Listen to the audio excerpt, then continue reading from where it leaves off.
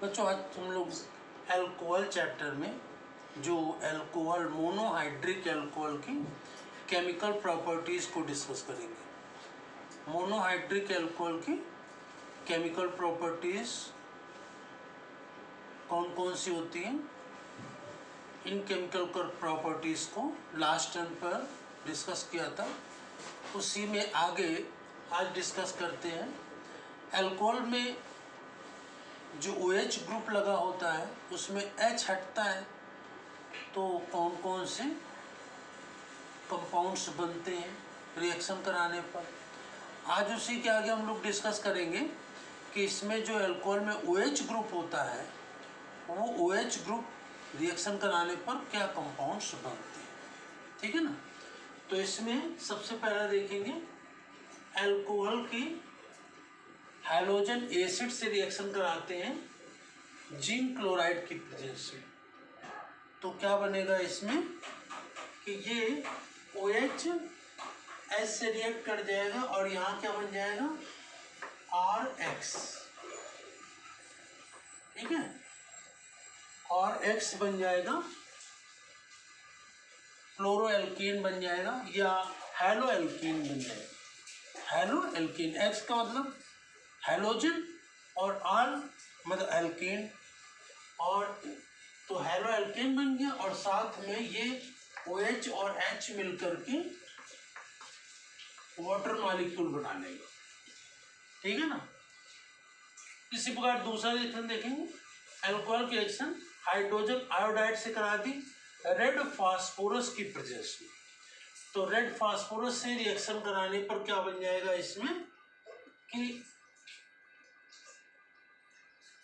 RH बन जाएगा, ये एल्केन बनेगा। RH का मतलब यहाँ पर CH3, R की जगह CH3 होगा तो CH4 बन जाएगा, C2H5 होगा तो C2H6 बन जाएगा, तो ये एक H इससे जुड़ गया और साथ में इसमें क्या बन जाएगा, एक H OH से जुड़ जाएगा तो H2O बन जाएगा और साथ में आयोडीन गैस मुक्त होगी, ठीक है ना, आयोडीन बन जाएगी, ठीक है। तो अल्कोहल की हाइड्रोजन आयोडाइड से रिएक्शन रेड फास्फोरस की प्रेजेंस में कराने पर एल्केन प्राप्त होता है, वाटर और आयोडीन प्राप्त होती है। इसी प्रकार से एथिल अल्कोहल की रिएक्शन फास्फोरस ट्राइक्लोराइड से कराने पर क्या होता है, ये क्लोरोएथेन प्राप्त हो जाएगा C2H5Cl, क्लोरोएथेन प्राप्त हो जाता है और साथ में H3PO3 प्राप्त हो जाता है, H3PO3।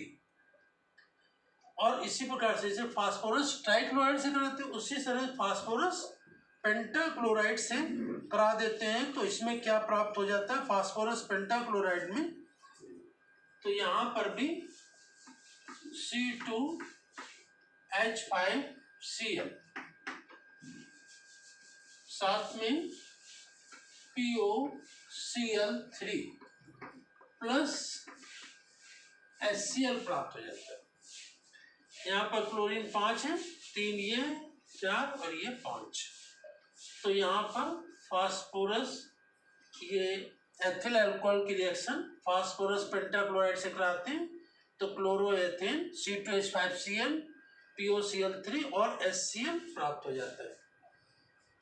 इसी प्रकार से एथिल अल्कोहल की रिएक्शन थायोनील क्लोराइड SOCl2 से कराते हैं पिरिडीन की प्रेजेंस में। थायोनील क्लोराइड क्या होता है SOCl2, इससे कराने पर भी क्या प्राप्त हो जाएगा RCl, ठीक है ना। हैलो एल्केन ये क्लोरो एल्केन प्राप्त हो जाएगा, क्लोरीन लगा हुआ है, ठीक है ना, और साथ में इसमें क्या प्राप्त हो जाएगा ये SO sulphur dioxide plus HCl प्राप्त हो जाता है, ठीक है ना। इसका HCl के साथ जुड़ के HCl बना लिया और इसका ऑक्सीजन SO से मिल जाएगा तो SO2 बन जाएगा, तो जिस प्रकार से थायोनिल क्लोराइड SOCl2 की रिएक्शन एल्कोहल से कराते हैं तो क्लोरो एल्कीन सल्फर डाइऑक्साइड और HCl प्राप्त होता है। उसी प्रकार इसमें देखें एथिल अल्कोहल की रिएक्शन थायोनिल क्लोराइड से कराएंगे तो ये C2H5Cl, उसी प्रकार से सल्फर डाइऑक्साइड और HCl प्राप्त होता है। ठीक है ना। SOCl2 क्या थायोनिल क्लोराइड। इसमें सभी में अल्कोहल में जो OH ग्रुप है ये OH ग्रुप पूरा रिएक्ट कर रहा है और हट रहा है कंपाउंड से, जबकि लास्ट टर्म पर OH ग्रुप का केवल H हटने से जो कंपाउंड बन रहे थे उनको डिस्कस किया। इसी प्रकार से एथिल अल्कोहल की सल्फ्यूरिक एसिड से रिएक्शन कराते हैं तो क्या प्राप्त हो जाता है, यहाँ पर C2H5HSO4 एथिल हाइड्रोजन सल्फेट, और ये OH और इसका एक H मिल करके क्या बना लेगा, वाटर मॉलिक्यूल। इसी प्रकार से इसी के आगे इसको बढ़ते हैं C2H5HSO4 एथिल हाइड्रोजन सल्फेट की रिएक्शन कराते हैं किससे, एथिल अल्कोहल से। ये 2 स्टेप पर रिएक्शन कराते हैं। ठीक है ना, 2 स्टेप पर रिएक्शन कराते हैं तो इसमें टेम्परेचर बढ़ा देते हैं लगभग 400 डिग्री केल्विन। तो यहाँ पर क्या बन जाएगा, ये HSO4 से जुड़ जाएगा तो H2SO4 बन जाएगा और C2H5O C2H5 जुड़ जाएगा तो ये ईथर बनेगा C2H5O C2H5 प्लस H2SO4। तो ये क्या रिएक्शन है, एथिल अल्कोहल की रिएक्शन सल्फ्यूरिक एसिड से कराते हैं तो एथिल हाइड्रोजन सल्फेट बनता है। एथिल हाइड्रोजन सल्फेट की रिएक्शन फिर अल्कोहल से हो जाती है तो क्या बन जाता है, ईथर बन जाता है। ठीक है ना। तो इसे हम ईथर बनाने की जो ये प्रोसेस है इसको विलियमसन सिंथेसिस भी कहते हैं। क्या कहते हैं, विलियमसन सिंथेसिस। अब इसमें फिर देख लेते हैं अल्कोहल की रिएक्शन हैलो एल्केन से कराते हैं जिंक क्लोराइड के प्रेजेंस में तो ये क्या प्राप्त हो जाता है, हैलो एल्केन। ये एसिड हैलाइड है, HX का मतलब एसिड हैलाइड, मतलब कि HCl HBr HI। तो इसकी रिएक्शन हैलो एल्केन और जल प्राप्त होता है। दूसरा रिएक्शन अल्कोहल की रिएक्शन हाइड्रोजन आयोडाइड से रेड फास्फोरस की प्रेजेंस में कराते हैं 423 केल्विन पर तो एल्केन प्राप्त होता है, जल और आयोडीन। इसी प्रकार से अल्कोहल की रिएक्शन फास्फोरस ट्राइक्लोराइड से कराते हैं तो यहाँ क्या प्राप्त हो जाता है, क्लोरोएथेन और H3PO3। यहाँ पर क्लोरीन कितना है, 3, यहाँ पर 1 है तो इसको 3 कर देते हैं। ठीक है ना, बैलेंस कर देते 3। इसके पश्चात ये C2H5 यहाँ पर 3 हो गया तो इसको भी 3 कर देते हैं। तो इस प्रकार से ये रिएक्शन बैलेंस हो गई। तो एथिल अल्कोहल की रिएक्शन फास्फोरस ट्राइक्लोराइड से कराएंगे तो क्लोरोएथेन और H3PO3 बनती है। इसी प्रकार से जैसे फास्फोरस ट्राइक्लोराइड से कराते हैं उसी प्रकार फास्फोरस पेंटाक्लोराइड से कराते हैं तो इसमें भी क्लोरोएथेन POCl3 और HCl प्राप्त हो जाता है। अल्कोहल की रिएक्शन थायोनिल क्लोराइड SOCl2 से कराते हैं pyridine की प्रेजेंस में तो क्लोरो एल्केन सल्फर डाइऑक्साइड और HCl प्राप्त होता है। इसी प्रकार से अल्कोहल की रिएक्शन एथिल अल्कोहल की रिएक्शन थायोनिल क्लोराइड से क्लोरोएथेन सल्फर डाइऑक्साइड और HCl प्राप्त होता है। इसी प्रकार से यहाँ पर ये विलियमसन सिंथेसिस है, ईथर बनाने की ये विलियमसन सिंथेसिस कहलाती है, जिसमें कि एथिल अल्कोहल को रिएक्शन किससे कराया जाता है, सल्फ्यूरिक एसिड से। तो एथिल हाइड्रोजन सल्फेट प्राप्त होता है और एथिल हाइड्रोजन सल्फेट की रिएक्शन किससे कराते हैं, फिर एथिल अल्कोहल से हो जाती है तो ईथर प्राप्त हो जाता है। इसे हम विलियमसन सिंथेसिस भी कहते हैं। ठीक है, अब इसी के आगे देखते हैं नेक्स्ट इसमें कि एथिल अल्कोहल की रिएक्शन C2H5OH की रिएक्शन इसमें अमोनिया से करा देते हैं NH3,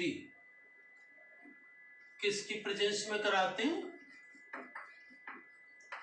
एल्युमिनियम ऑक्साइड की प्रेजेंस में कराते हैं।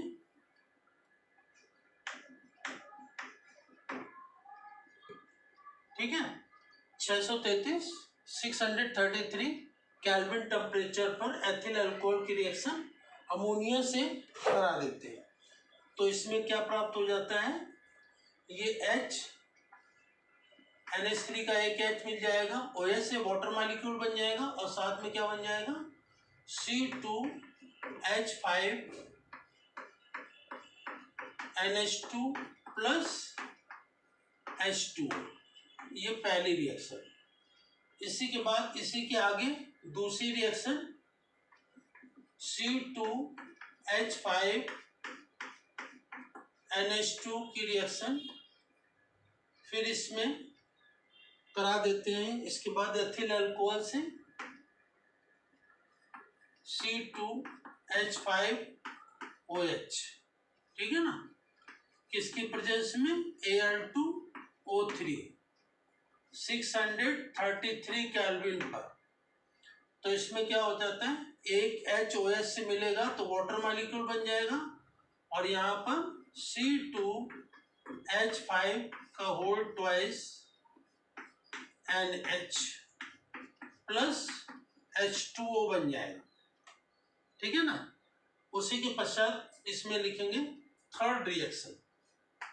थर्ड रिएक्शन में इसी के आगे C2H5 whole twice NH plus C2H5OH, इसमें भी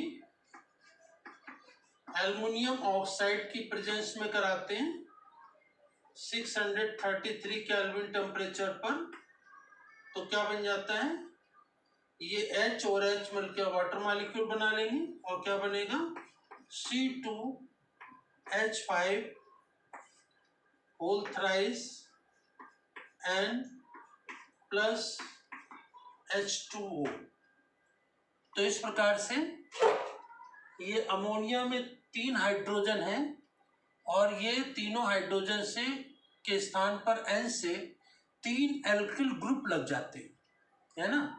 कितने एल्किल ग्रुप लग जाते हैं, 3।